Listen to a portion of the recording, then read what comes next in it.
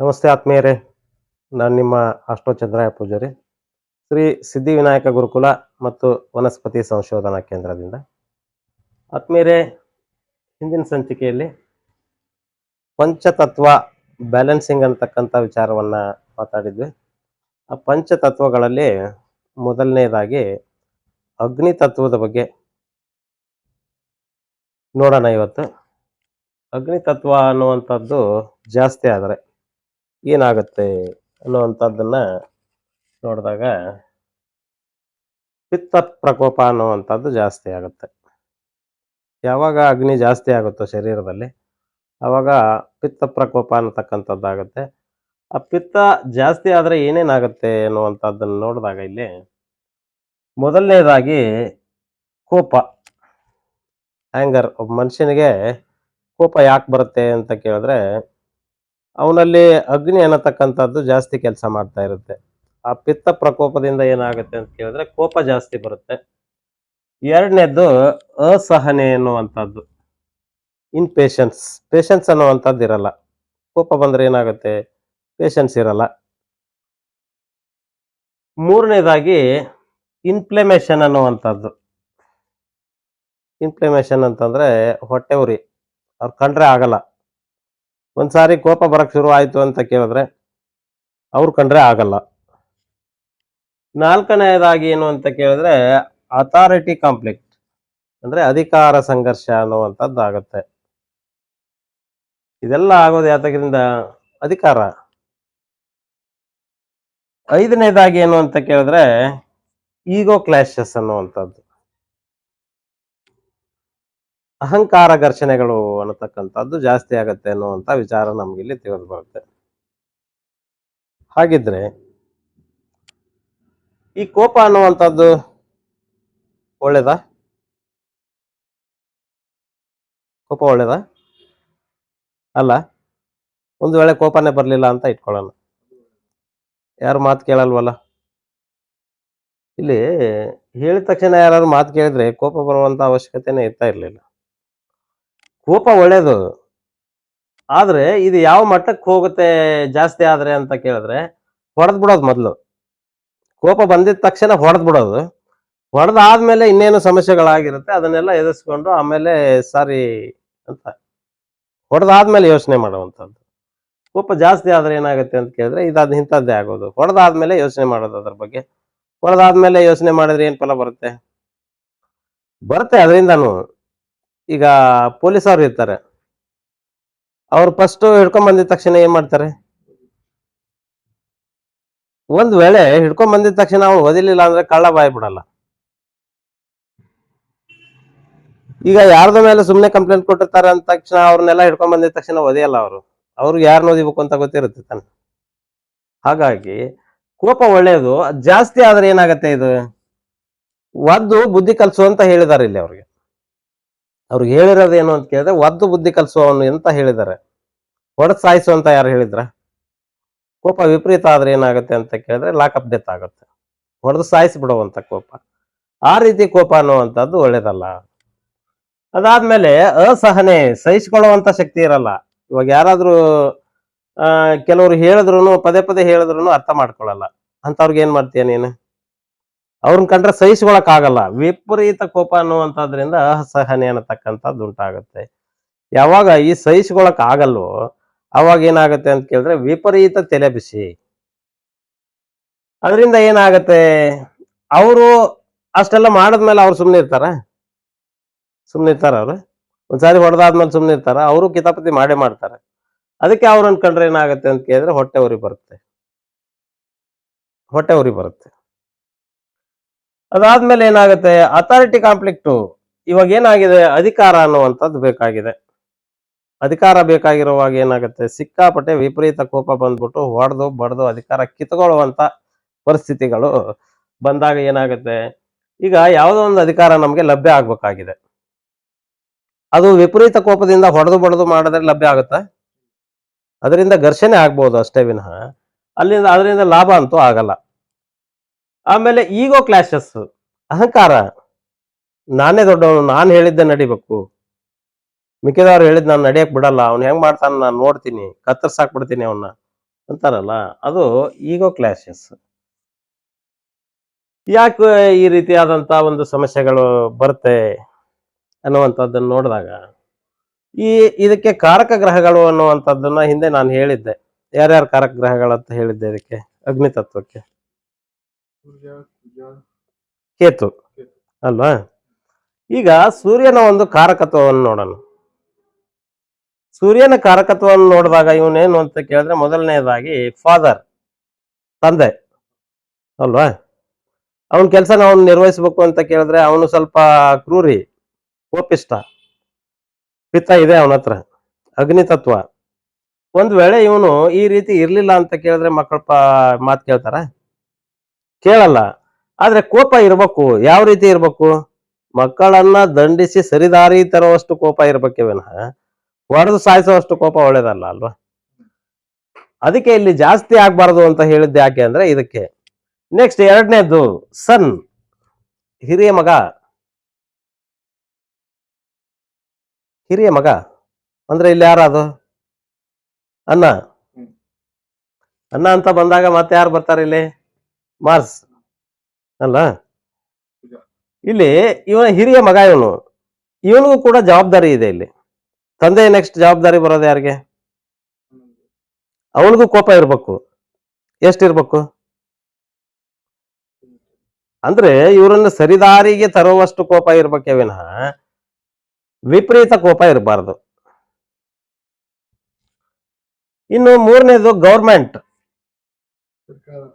ಸರ್ಕಾರಿ ಕೆಲಸಗಳು ಏನಿದೆಯೋ, ಸರ್ಕಾರ ಅನ್ನುವಂಥದ್ದು ಏನಿದೆಯೋ ಅದು ಒಂದು ಇಲ್ಲಿ ರವಿ ಆಧಿಪತ್ಯದಲ್ಲಿ ಬರುತ್ತೆ. ಇವನು ವಿಪರೀತವಾಗಿ ಆಡಕ್ ಶುರು ಮಾಡಿದ್ರೆ ಏನಂತ ಕರೀತಾರ ಅವನ? ಇವಾಗ ಉದಾಹರಣೆ ಹೇಳ್ಬೇಕು ಅಂತ ಕೇಳಿದ್ರೆ ಡೊನಾಲ್ಡ್ ಟ್ರಂಪ್, ಅವನು ಇವಾಗ ಏನೇನೋ ತೀರ್ಮಾನಗಳು ತಗೋತಾ ಇದ್ದಾನೆ ವಿಚಿತ್ರವಾಗಿ. ವಿಚಿತ್ರವಾಗಿ ತಗೊಂಡಾಗ ಏನಾಗುತ್ತೆ ಅಂತ ಕೇಳಿದ್ರೆ ಆ ಹಿಂದೆ ಇರೋರಿಗೆ ತೊಂದರೆ ಆಗತ್ತೆ ವಿನಃ ಅವನೇನ್ ಮಾಡಿದ್ದೇನು ದೊಡ್ಡ ಸಾಹಸ ಏನು ಆಗಲ್ವಲ್ಲ, ಆಗಲ್ಲ. ಹಾಗಾಗಿ ಅದು ವಿಪರೀತ ಆಗ್ಬಾರ್ದು. ಇನ್ನು next name fame, name and fame, ಹೆಸರು ಮತ್ತು ಖ್ಯಾತಿ. ಇದೆಲ್ಲದಕ್ಕೂ ರವಿನೇ ಅಧಿಪತಿ. ಈ ಹೆಸರು ಮತ್ತು ಖ್ಯಾತಿಯನ್ನ ಗಳಿಸ್ಬೇಕು ಅಂತಂದ್ರೆ ಏನಿರ್ಬೇಕು? ಕೋಪ ಇರ್ಬೇಕು, ಇಮಿಡಿಯೇಟ್ ಆಕ್ಷನ್ ತಗೋಬೇಕು, ಏನಾಗ್ತಾ ಇದೆ ನೋಡ್ಬೇಕು, ಆದ್ರೆ ಧರ್ಮಬದ್ಧವಾಗಿರ್ಬೇಕು. ವಿಪರೀತ ಆದ್ರೆ ಏನಾಗತ್ತೆ? ಹೆಸರು ಹಾಳಾಗತ್ತೆ, ವಿಖ್ಯಾತಿ ಆಗತ್ತೆ ಅಲ್ವಾ? ಖ್ಯಾತಿ ಹೋಗಿ ವಿಖ್ಯಾತಿ ಆಗತ್ತೆ. ಆಮೇಲೆ ನೆಕ್ಸ್ಟ್ ಇವನಲ್ಲಿರುವಂತದ್ದೇನು? ಡಾಮಿನೇಷನ್, ಪ್ರಾಬಲ್ಯ. ಪ್ರಬಲವಾಗಿದ್ದಾನೆ ಇವನು. ಅವನು ಎದುರುಗಡೆ ಇರೋರ್ನ ಏನ್ ಮಾಡ್ಬೇಕು ಅಂತ ಕೇಳಿದ್ರೆ ತನ್ನ ಪ್ರಭಾವವನ್ನ ಬೀಳಿ ಅವನ್ನ ಕೆಡಬೇಕು. ಇವನು ಯಾವ ರೀತಿ ಕೆಡಬೇಕು? ಇವನ ಪ್ರಭಾವ ಅಂತ ಕೇಳಿದ್ರೆ ಇವನೊಂದು ಎನರ್ಜಿ ಇವನು ಅಲ್ವಾ? ಇವನು ಎನರ್ಜಿ ಲೆವೆಲ್ಗೆ ಇವನು ಸುತ್ತಬೇಕು, ಅಷ್ಟು ಮ್ಯಾಗ್ನೆಟಿಕ್ ಪವರ್ ಇದೆ ಅವನ ಹತ್ರ. ಅದು ವಿಪರೀತ ಆದ್ರೆ ಏನಾಗುತ್ತೆ? ಅವನು ಬಂದು ಇವನು ಕ್ಲಾಶ್ ಆದ ಅಂತ ಕೇಳಿದ್ರೆ ಏನಾಗುತ್ತೆ? ಬ್ಲಾಸ್ಟ್ ಆಗಿ ಹೋಗುತ್ತೆ. ಅದು ಸಾಯಿಸಿದ ಅವನಷ್ಟೇ ರಾಜ ಅಂತ ಕರೆಯಲ್ಲ. ಯಾರನ್ನ ಸಾಯಿಸ್ಬೇಕು? ಅವನು ಎದುರಾಳಿಯನ್ನ ಸಾಯಿಸ್ಬೇಕಾಗಿತ್ತು. ಇವನ್ ಯಾರು ಸಿಕ್ಕರು ಸಾಯಿಸಿದ್ರೆ ಏನ್ ಮಾಡ್ತೀಯ? ಅವನ್ನ ರಾಕ್ಷಸ ಅಂತ ಕರೀತಾರಲ್ವಾ? ಹಾಗಾಗಿ ಅದು ಒಳ್ಳೇದಲ್ಲ. ಇನ್ ನೆಕ್ಸ್ಟ್ ಡಿಯಟಿ, ಯಾರಿದು? ಕುಲದೇವತೆ ಅನ್ನುವಂಥದ್ದು, ಧರ್ಮದೇವತೆ ಅನ್ನತಕ್ಕಂಥದ್ದು ಇರುತ್ತೆ. ಅದಕ್ಕೂ ಕೂಡ ಇಲ್ಲಿ ರವಿ ಅಧಿಪತಿ ಆಗಿರ್ತಾರೆ. ಆಮೇಲೆ ನೆಕ್ಸ್ಟ್ ಆಟಿಟ್ಯೂಡ್, ವರ್ತನೆ. ಇವನಲ್ಲಿ ಮೊದಲೇ ಕ್ರೂರತ್ವ ಇದೆ. ವಿಪರೀತ ಆದ್ರೆ ರಾಜ ಅಂತ ಕರೆಯಕ್ಕಾಗತ್ತಾ? ಅಪ್ಪ ಅಂತ ಕರೆಯಕ್ಕಾಗತ್ತಾ? ಈಗ ಅಪ್ಪ ವಿಪರೀತ ಕೋಪ, ವಿಪರೀತವಾಗಿ ಮಕ್ಕಳನ್ನ ಕಂಡಂಗೆ ದಂಡನೆ ಮಾಡಕ್ ಶುರು ಮಾಡ್ದ ಅಂತ ಕೇಳಿದ್ರೆ ಅವನು ನಮ್ಮ ಸಹಿಸ್ಕೋತಾಳ? ಮಕ್ಕಳು ಸಹಿಸ್ಕೋತಾರ? ಸುಮ್ನೆ ಅವನ್ ಮುಂದೆ ಸುಮ್ನೆ ಇರ್ಬೋದು ಅಷ್ಟೇ. ಆದ್ರೆ ಇವನು ಯಾವಾಗ ಹೋಗ್ತಾನೋ ಅಂತ ಕಾಯ್ತಿರ್ತಾರ ಅವ್ರು. ಹಾಗಾಗ್ಬಾರ್ದು. ಹಾಗಾದ್ರೆ ಅವನ ಆ ತಂದೆತನ ಇದೆಯಲ್ಲ, ಅದು ಏನಾಗುತ್ತೆ ಅಂತ ಕೇಳಿದ್ರೆ ಅವನಿಗೆ ಒಳ್ಳೆ ಪ್ರಭಾವ ಬೀರಲ್ಲ. ನೆಕ್ಸ್ಟ್ ಅಥಾರಿಟಿ, ಈಗೋ, ಇದು ಇವನ ಹುಟ್ಟು ಗುಣ. ಇದು ಅಹಂಕಾರ ಮತ್ತು ಅಧಿಕಾರ, ಇದು ಎರಡು ಇವನ್ ಹುಟ್ಟು ಗುಣ. ಇದು ಆದ್ರೆ ಇವನ್ ಏನ್ ಮಾಡ್ಬೇಕಾಗಿದೆ? ಏನ್ ಮಾಡ್ಬೇಕು ಇವನು? ಇನ್ನ ಇದು ಇಷ್ಟು ರವಿಯ ಕಾರಕತ್ವ ಆದ್ರೆ ಇನ್ನು ಕುಜನ ಕಾರಕತ್ವವನ್ನು ನೋಡೋಣ ಇಲ್ಲಿ. ಇವನು ಬ್ರದರ್, ಹಿರಿಯ ಅಣ್ಣ ಇವನು ಅಲ್ವಾ. ಇನ್ನು ಹೆಂಡತಿಯ ವಿಚಾರಕ್ಕೆ ಬಂದ್ರೆ ಗಂಡ, ಹಸ್ಬೆಂಡ್ ಕಾರಕ ಇವನೇ. ನೆಕ್ಸ್ಟ್ ಆಕ್ಸಿಡೆಂಟ್ ಅಂಡ್ ಸರ್ಜರಿ, ಇವನ್ ಕೆಲಸ ಏನು, ಸಿಕ್ಕಾಪಟ್ಟೆ ಸ್ಪೀಡ್ ಜಾಸ್ತಿ ಇವನು. ಹೊಡಿ ಬಡಿ ಕಡಿ, ಆಕ್ಸಿಡೆಂಟ್ ಸರ್ಜರಿ ಎಲ್ಲ ಇವನಿಗೆ ಬರುತ್ತೆ. ಅಂದ್ರೆ ಇದಕ್ಕಿಂತ ಸ್ವಲ್ಪ ಡೇಂಜರಸ್ ಆಯ್ತಲ್ಲ, ಇದು ಡೇಂಜರಸ್ ತಾನೆ ಇದು. ಇನ್ನು ನೆಕ್ಸ್ಟ್ ಬರೋಂಥದ್ದು ಪ್ರಾಬ್ಲಮ್ಸ್ ಇಲ್ಲಿಂದಾನೆ ಸೃಷ್ಟಿ ಆಗೋದು. ಅವ್ನ್ ಕೆಳಗಡೆ ಅವ್ರು ಯಾರು ಕಂಡ್ರೆ ಆಗಲ್ಲ ಅವನಿಗೆ, ಅವ್ನು ಹೇಳ್ದಂಗೆ ಕೇಳ್ಬೇಕು. ಕೇಳಿಲ್ಲ ಅಂತಂದ್ರೆ ಅವನಿಗೆ ಸಹಿಸ್ಕೊಳಕ್ ಆಗಲ್ಲ. ಇವನಲ್ಲಿ ಕೂಡ ಅಸಹನೆ ಅಂತಕ್ಕಂಥದ್ದು ಇದ್ದೇ ಇರುತ್ತೆ. ಇನ್ ನೆಕ್ಸ್ಟ್ ಸ್ಟಬ್ಬರ್ನೆಸ್, ಮೊಂಡತನ ಅಂತ. ಮಂಡ ಅವನು ಯಾರ ಮಾತು ಕೇಳಲ್ಲ. ಅವನಿಗೆ ಅವ್ರ ಅಪ್ಪ ಒದ್ದು ಅವನು ಬುದ್ಧಿ ಕಲ್ಸಿರ್ತಾನೆ, ಅವನು ಒದೆಯೋದೇ ಒಂದೇ ಪರಿಹಾರ ಅಂತ ಇವನು ತಿಳ್ಕೊಂಡಿರ್ತಾನೆ. ಅಗ್ನಿ ತತ್ವ ಇರೋದೇ ಹಾಗೆ ಅದು. ನೆಕ್ಸ್ಟ್ ಲ್ಯಾಂಡ್, ಪ್ರಾಪರ್ಟಿ, ಸ್ಕಿಲ್, ಈ ಮೂರನ್ನು ಇವನು ಕೈವಶ ಆಗ್ಬೇಕು ಅಂತ ಕೇಳಿದ್ರೆ ಇವನು ಯಾವ ರೀತಿ ಆಗಿರ್ಬೇಕು ನೋಡಿ. ಇವನ ಹತ್ರ ಏನೇನಿದೆ, ಲ್ಯಾಂಡ್ ಇದೆಯಾ, ಪ್ರಾಪರ್ಟಿ ಇದೆಯಾ, ಸ್ಕಿಲ್ ಇದೆ, ಈ ಮೂರು ಇವನ ಹತ್ರ ಇದೆ. ಇವು ಮೂರು ಇವನ್ ಕೈವಶ ಆಗ್ಬೇಕು ಅಂದ್ರೆ ಇವನ್ ಹೇಗಿರ್ಬೇಕು. ಈ ಗಂಡ ಆಗಿದ್ದಾನೆ, ಹೆಂಡತಿಯನ್ನ ಕಂಡಂಗೆ ಹೊಡೆದ್ರೆ ಆಗತ್ತಾ? ಅನ್ನ ಆಗಿದ್ದಾನೆ, ತಮ್ಮನ್ನ ಹೊಡೆದ್ರೆ ಆಗತ್ತಾ? ಅವಶ್ಯಕತೆ ಬಿದ್ದರೆ ಹೊಡಿಬೇಕು. ಯಾಕಂದ್ರೆ ಇವನು ಭಯ ಇರ್ಬೇಕು. ಧರ್ಮ ಅಂದ್ರೆ ಏನು ಅಂತ ಕೇಳಿದ್ರೆ ಭಯ ಬೀಳಿಸಿ ಆದ್ರೂ ತಾನು ಹೇಳ್ದಂಗೆ ಕೇಳ್ಬೇಕು. ಅವನು ತಾನು ಧರ್ಮಬದ್ಧವಾಗಿರ್ಬೇಕು ಮೊದಲನೇದಾಗಿ. ಆದ್ರೆ ಇವನು ಕೂಡ ಪಾಪಗ್ರಹನಾಗಿರ್ತಾನೆ. ಪಾಪಗ್ರಹ ಇವನು ಪಾಪಗ್ರಹನಾಗಿದ್ದಾನೆ. ಹೇಗ್ ಮಾಡೋದಿಲ್ಲಿ? ಇವನು ಸಾತ್ವಿಕ ಗುಣಗಳನ್ನು ಹೊಂದಿದ್ದಾನೆ, ಯಾಕಂದ್ರೆ ಅಪ್ಪ ಅನ್ನೋ ಕಾರಣ. ಇವನಿದಾನಲ್ಲ, ಇವನು ತಾಮಸಿಕ ಗುಣಗಳನ್ನು ಹೊಂದಿದ್ದಾನೆ. ಇವನಿಗೂ ಕೂಡ ಏನಿದೆ ಇಲ್ಲಿ ಅಂತ ಕೇಳಿದ್ರೆ ಇವನಿಗೂ ಸಹ ಹೊಟ್ಟೆ ಉರಿ ಅನ್ನತಕ್ಕಂಥದ್ದಿದೆ, ಅಸಹನೆ ಅಂತಕ್ಕಂಥದ್ದಿದೆ ಇವನಿಗೆ. ಯಾಕಂದ್ರೆ ಕೆಳಗಿನ ಕಂಡ್ರೆ ಇವನಿಗೆ ಸಹಿಸ್ಕೊಳಕ್ ಆಗಲ್ಲ. ಇವನು ಹೇಗೆ ದೊಡ್ಡವನಾಗ್ತಾನೋ ಹಾಗಾಗಿ ಕೆಳಗಿರುವಂತ ಮಕ್ಕಳಿಗೆ ಸ್ವಲ್ಪ ಪ್ರಾಧಾನ್ಯತೆಯನ್ನು ಕೊಡ್ಬೇಕಾಗುತ್ತೆ. ಇವನು ಆಲ್ರೆಡಿ ದೊಡ್ಡವನ ಆಗ್ಬಿಟ್ಟಿದ್ದಾನೆ. ಅವ್ನು ಬೀಳ್ತಾನೆ ನೋಡು, ಹೇಳ್ತಾನೆ ನೋಡು, ಅವ್ನು ಅಲ್ಲಿ ಕರ್ಕೊಂಡು ಹೋಗ್ಬಾ, ಇಲ್ಲಿ ಕರ್ಕೊಂಡು ಹೋಗ್ಬಾ, ಆ ಮಗುನ ಚೆನ್ನಾಗಿ ನೋಡ್ಕೊ, ಇದನ್ನೆಲ್ಲ ಅವ್ನಿಗೆ ಹೇಳ್ತಾ ಇರ್ತಾನೆ. ಯಾವಾಗ ತನಗೆ ಕಡಿಮೆ ಆಗುತ್ತೋ ಅವಾಗ ಏನ್ ಮಾಡುತ್ತೆ ಇವನ್ಗೆ ಅಂತ ಕೇಳಿದ್ರೆ ಹೊಟ್ಟೆ ಉರಿ ಪ್ರಾರಂಭ ಆಗ್ಬಿಡುತ್ತೆ. ತನಗೆ ಸಿಗತಕ್ಕಂತ ಪ್ರೀತಿ ಯಾವಾಗ ಡಿವೈಡ್ ಆಗುತ್ತೋ ಅವಾಗ ಇವನಿಗೆ ಇಲ್ಲಿ ಹೊಟ್ಟೆ ಉರಿ ಸ್ಟಾರ್ಟ್ ಆಗುತ್ತೆ, ಅಸಹನೆ ಅನ್ನತಕ್ಕಂಥ ಸ್ಟಾರ್ಟ್ ಆಗುತ್ತೆ, ಕೋಪ ಅನ್ನತಕ್ಕಂಥ ಸ್ಟಾರ್ಟ್ ಆಗುತ್ತೆ, ಅಹಂಕಾರ, ಅಧಿಕಾರ, ಈಗೋ ಕ್ಲಾಶಸ್ ಬರುತ್ತೆ, ಅಥಾರಿಟಿ ಕಾನ್ಫ್ಲಿಕ್ಟ್, ಇದೆಲ್ಲ ಸಹಜವಾಗಿ ಬರುತ್ತಾ? ಒಂದ್ ವೇಳೆ ಇದು ಹೆಚ್ಚಾದ್ರೆ ಇದು ಇವನ್ಗೆ ಒಳ್ಳೇದಾ ಕೆಟ್ಟದ್ದ? ಇವನಿಗೆ ಬರ್ಬೇಕಿದು. ತನ್ನ ಕೆಳಗಿನವರು ಸುರಕ್ಷಿತವಾಗಿರ್ಬೇಕು ಅಂತ ಕೇಳಿದ್ರೆ ಇವನಿಗೆ ಇದೆಲ್ಲ ಇರ್ಲೇಬೇಕು. ಒಂದ್ ವೇಳೆ ಇದು ವಿಪರೀತ ಆದ್ರೆ ಏನ್ ಮಾಡೋದು?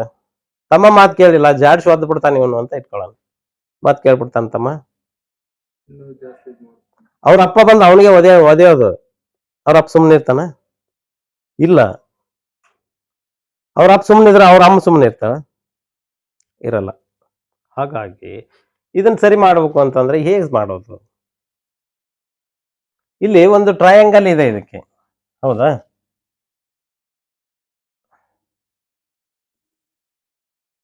ಇದು ಒಂದು ಟ್ರಯಾಂಗಲ್ ಇದಕ್ಕೆ, ಹೌದಾ? ಇದು ಅಗ್ನಿ ತತ್ವ ಮೇಷರಾಶಿ ಅಲ್ವಾ? ಇದು ಅಗ್ನಿ ತತ್ವ ಸಿಂಹ ರಾಶಿ, ಇದು ಅಗ್ನಿ ತತ್ವ ಧನುಸ್ಸು ರಾಶಿ. ಹಾಗಿದ್ರೆ ಇವರ ಕರ್ತವ್ಯಗಳು ಏನಿದೆ? ಇವನ ಕರ್ತವ್ಯ ಏನು?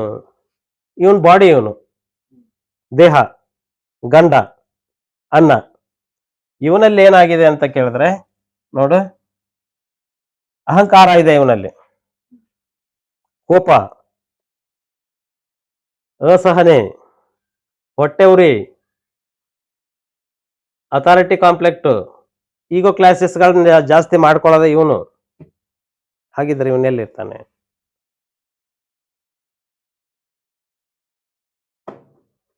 ಡಿಫೆನ್ಸ್, ಪೊಲೀಸ್ ಅಧಿಕಾರಿ, ರಕ್ಷಣಾ ಕಾರ್ಯ ಏನಿದೆ ಇದು ಇವನಿಗೆ ಸಂಬಂಧ, ಹೌದಾ? ಆದ್ರೆ ಇಲ್ಲೊಂದು ಏನಿದೆ ಅಂತ ಕೇಳಿದ್ರೆ ಇದು ಸೃಷ್ಟಿ ಅನ್ನತಕ್ಕಂಥದ್ದು ಕಂಡು ಬರುತ್ತೆ ಇಲ್ಲಿ, ಹೌದಾ? 1 2 3 4 ಇದನ್ನ ನಾವು ಏನಂತ ಕರಿತೀವಿ ಅಂತ ಕೇಳಿದ್ರೆ ಬ್ರಹ್ಮ ಸೃಷ್ಟಿ ಅಂತ ಕರಿತೀವಿ ನಾವು.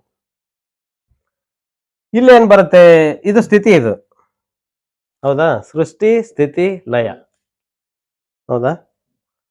ಬ್ರಹ್ಮ ಇಲ್ಲಿಂದ ಇಲ್ಲಿವರೆಗೂ ವಿಷ್ಣು, ಇಲ್ಲಿಂದ ಇಲ್ಲಿವರೆಗೂ ಅಲ್ವಾ. ಹೀಗಿದ್ದಾಗ ಇದನ್ನ ಒಂದು ಬ್ರಹ್ಮ ಸೃಷ್ಟಿ ಆಯ್ತು, ಇದು ಬ್ರಹ್ಮ ಸೃಷ್ಟಿ. ಇಲ್ಲಿ ವಿಷ್ಣು ಸೃಷ್ಟಿ ಸ್ಥಿತಿ, ಇಲ್ಲಿ ಲಯ ಆಗ್ಬೇಕು. ಸೃಷ್ಟಿ ಹೇಗಾಗುತ್ತೆ, ಇನ್ನೊಂದು ಕ್ಯಾರೆಕ್ಟರ್ ಬಿಟ್ಟಿದೀವಲ್ಲ ನಾವಿಲ್ಲಿ. ರವಿ ಆಯ್ತು, ಕುಜ ಆಯ್ತು, ನೆಕ್ಸ್ಟ್ ಬರೋದು ಇನ್ನೊಂದು ಕ್ಯಾರೆಕ್ಟರ್ ಇರ್ಬೇಕಲ್ಲ ಅಲ್ಲಿ, ಕೇತು, ಹೌದಾ. ಇದು ಎಲ್ಲಿಂದ ಪ್ರಾರಂಭ ಆಗುತ್ತೆ, ಅಶ್ವಿನಿ, ಹೌದಾ. ಅಶ್ವಿನಿ, ಅಶ್ವಿನಿ ಸೃಷ್ಟಿ ನಕ್ಷತ್ರ, ಹೌದಾ. ಇಲ್ಲಿ ಇದ್ರ ಟ್ರಯಾಂಗಲ್ ಅಲ್ಲಿ ಯಾವ್ದು ಬರುತ್ತೆ, 10ನೇ ನಕ್ಷತ್ರ ಮಗ, ಮಗ. ಇಲ್ಲಿ ಮೂಲ, ಹೌದಾ. ಇದು ಬ್ರಹ್ಮ ಸೃಷ್ಟಿ. ಇವನಿಗೆ ಕೋಪ ಜಾಸ್ತಿ ಇದೆ, ಆದ್ರೆ ಇವನು ಇಲ್ಲೇನು ದೇವಗನ ಸಂಜಾತ. ಮೊದಲು ಸ್ಟಾರ್ಟ್ ಮಾಡದೆ ಇವನು, ಹೌದಾ. ಇವನಿಗೆ ಜಾಸ್ತಿ ಆದ್ರೆ ಏನ್ ಮಾಡ್ಬೇಕು, ಇವನು ಏನ್ ಮಾಡ್ಬೇಕು. ಈ ಕೇತು ಇದನ್ನಲ್ಲ, ಇವನು ಪ್ರಾರಂಭನೇ ಇವನಿಂದ ಆಗತ್ತೆ, ರೂಟ್ ಅವನು. ಈ ಇಡೀ ಮಂಡಲ ಇದೆಯಲ್ಲ ನಿಂದಿದು, ಇಡೀ ಬ್ರಹ್ಮಾಂಡ ಇದೆಯಲ್ಲ, ಈ ಬ್ರಹ್ಮಾಂಡ ಪ್ರಾರಂಭ ಆಗೋದೇ ಕೇತುವಿನಿಂದ, ಕೇತುವಿನಿಂದ ಪ್ರಾರಂಭ ಆಗುತ್ತೆ. ಹಾಗಿದ್ರೆ ರೂಟ್ ಯಾರು ಇಲ್ಲಿ, ಕೇತು ತಾನೆ, ಇವನಿಂದ ತಾನೆ ಆರಂಭ ಆಗಿರೋದು. ಇಲ್ಲಿದ್ದವನು ಇವನೇ, ಇಲ್ಲಿದ್ದವನು ಇವನೇ, ಸೃಷ್ಟಿ ಮಾಡಿದವನು ಯಾರು, ಕೇತು. ಇವನಿಗೆ ಈ ಬ್ರಹ್ಮ ಮಂಡಲದ ಬಗ್ಗೆ ಗೊತ್ತಿದೆ, ವಿಷ್ಣು ಮಂಡಲದ ಬಗ್ಗೆ ಗೊತ್ತಿದೆ, ಮತ್ತು ರುದ್ರ ಮಂಡಲದ ಬಗ್ಗೆನೂ ಗೊತ್ತಿದೆ ಅವನಿಗೆ, ಅವನೇ ರೂಟು. ಈ ಕೇತುವಿನ ಕೆಲಸ ಏನು ಅಂತ ಕೇಳಿದ್ರೆ, ಇವನು ಫೈರ್ ಆದ್ರೆ ಇವನು ಡಬಲ್ ಫೈರ್, ಅತ್ಯಂತ ಕೋಪಿಷ್ಟ, ಅತ್ಯಂತ ಕೋಪಿಷ್ಟ ಇವನು. ಈ ಕೋಪಿಷ್ಟ ಅನ್ನತಕ್ಕಂತ ಅವನೇನಿದ್ದಾನೆ ಇವನು, ಇಲ್ಲಿ ಏನಾಗಿದೆ ಅಂತ ಕೇಳಿದ್ರೆ, ಇವನು ಜಾಸ್ತಿ ಆದ್ರೆ ಇವನು ಏನಾದ್ರೂ ಕ್ರಮಗಳನ್ನ ತಗೋಬೇಕು ಅಂತ ಇದ್ದಾರೆ, ಯಾರನ್ನ ಕೇಳ್ಬೇಕು ಇವನು,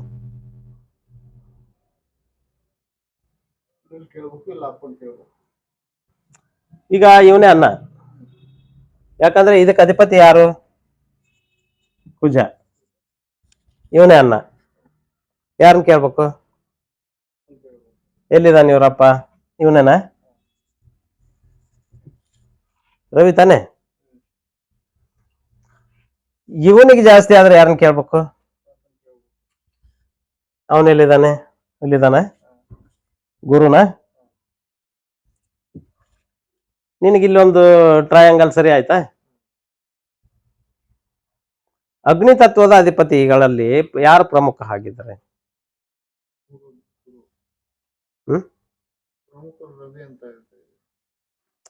ತಂದೆನೆ ಪ್ರಮುಖ ಆದ್ರೆ ತಾತ ಮಾಡಿದ್ದೆ ಯಾರದ್ನ ಅಲ್ಲ. ಇವನಿಗೆ ಯಾವುದು ಇವನ ಅಧಿಪತ್ಯದಲ್ಲಿ ಕೊಟ್ಟಿರುತ್ತೋ ಅಷ್ಟೇ ಕೆಲಸ ಮಾಡ್ಬೇಕು ಇವನು. ಹಾ, ಇವನ್ ಲಿಮಿಟ್ ಕ್ರಾಸ್ ಆಯ್ತು ಅಂತ ಕೇಳಿದ್ರೆ ಇವನಿಗೆ ಸೂಚನೆ ಕೊಡಬೇಕು ಅಲ್ಲ. ಇವನಿಗೆಲ್ಲ ಗೊತ್ತಿಲ್ವಾ,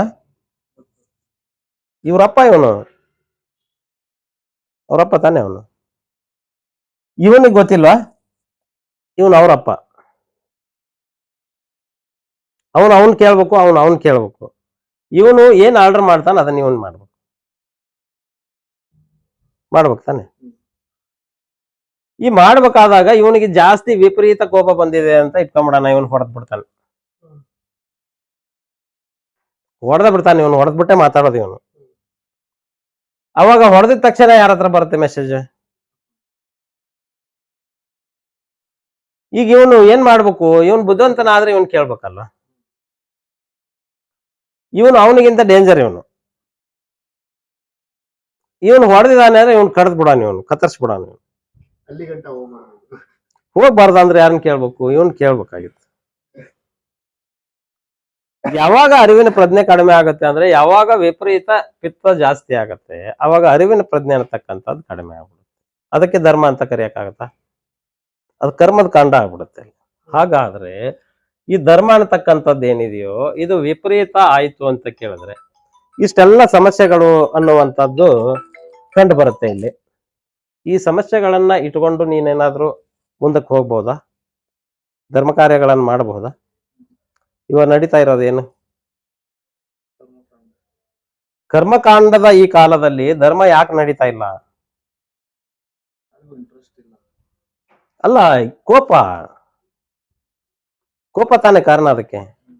ಅವನು ಕೋಪಿಷ್ಟ ಅನ್ನುವಂಥದ್ದನ್ನ ಬಿಂಬಿಸಿನೇ ಇವ್ರು ಏನ್ ಮಾಡ್ತಾ ಇದ್ದಾರೆ ಅಂತ ಕೇಳಿದ್ರೆ ಮಾಡಬಾರದನ್ನೆಲ್ಲ ಮಾಡ್ತಾ ಇದ್ದಾರೆ. ಒಂದು ವೇಳೆ ಈ ಕೋಪನ ಇವನು ಕಂಟ್ರೋಲ್ ಮಾಡ್ಕೋಬೇಕು ಅಂತ ಕೇಳಿದ್ರೆ ಅವನು ಏನ್ ಮಾಡ್ಬೇಕು ಅನ್ನತಕ್ಕಂಥ ವಿಚಾರವನ್ನ ಮುಂದಿನ ಸಂಚಿಕೆಯಲ್ಲಿ ತಿಳ್ಕೊಳ್ಳೋಣ ಅಂತ ಹೇಳ್ತಾ ಇವತ್ತಿನ ಸಂಚಿಕೆನ ಮುಗಿಸ್ತಾ ಇದ್ದೀನಿ.